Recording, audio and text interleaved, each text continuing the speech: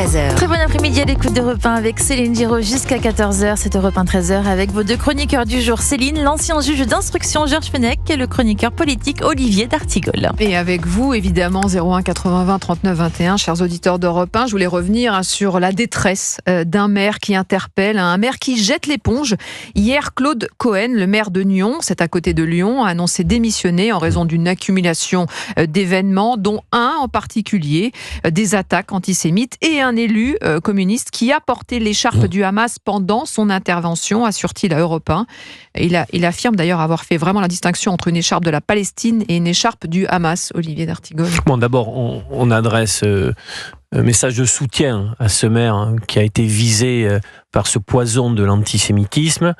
Ça s'inscrit aussi dans un contexte national où beaucoup d'élus locaux, pour différentes raisons qui s'accumulent, dit que la charge devient très lourde. Vous verrez qu'on aura aux prochaines élections municipales une crise de vocation, qu'il y aura des communes sans candidats.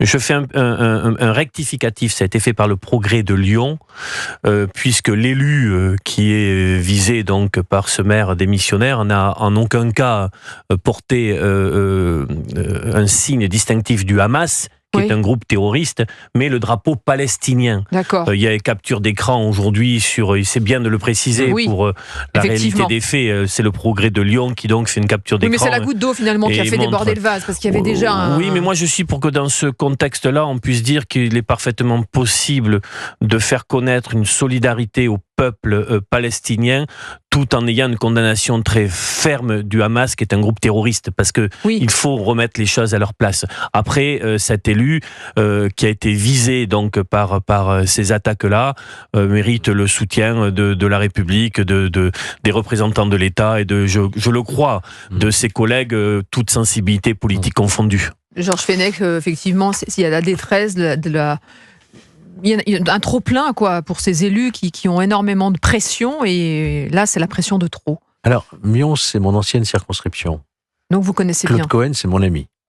C'est moi qui l'ai suggéré de se présenter. Vous avez été député du Rhône, J'étais au départ de son engagement politique. On s'est appelé régulièrement depuis 10 ans.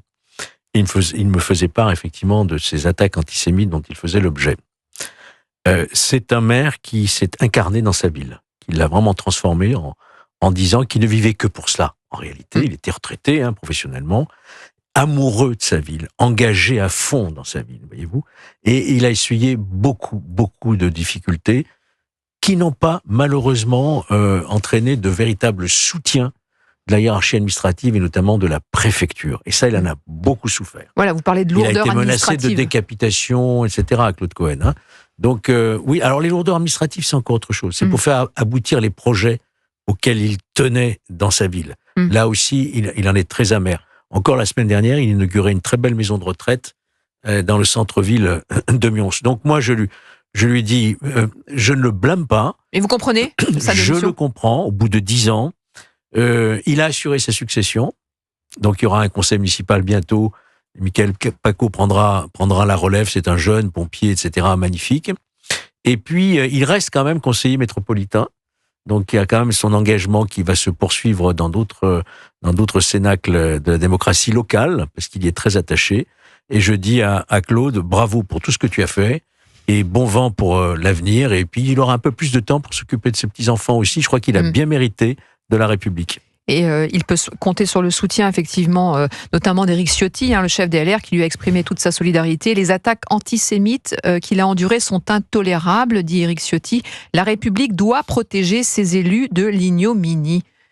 Oui, l'antisémitisme est un poison, d'où qu'il vienne. Et j'espère qu'on aura collectivement la possibilité de ce sursaut indispensable qui fait partie de l'identité même de la France.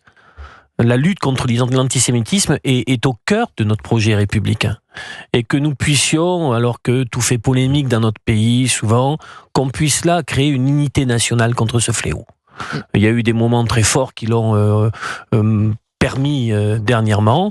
Il y a des personnes politiques aujourd'hui qui se sont totalement décrédibilisées à jamais sur cette question-là. Les masques. Et j'espère que des élus, tels que cet élu dont vient de parler très chaleureusement et très joliment Georges, pourront peut-être à l'avenir ressentir un soutien plus ferme, plus immédiat, plus solide des représentants de l'État dans leur département respectif. Et de la justice, j'ajoute, parce que quand il a été menacé de décapitation antisémitiste, c'est arrivé quand même devant la justice et c'est traduit par un rappel à la loi. C'est pas possible, c'est pas tolérable. Ce maire a indiqué je ne portais plus plainte à la fin parce que je voyais que rien n'aboutissait. Ça ne servait à rien. Ça, c'est pas possible, ça. 13h50, on est ensemble jusqu'à 14h pour décrypter l'actualité.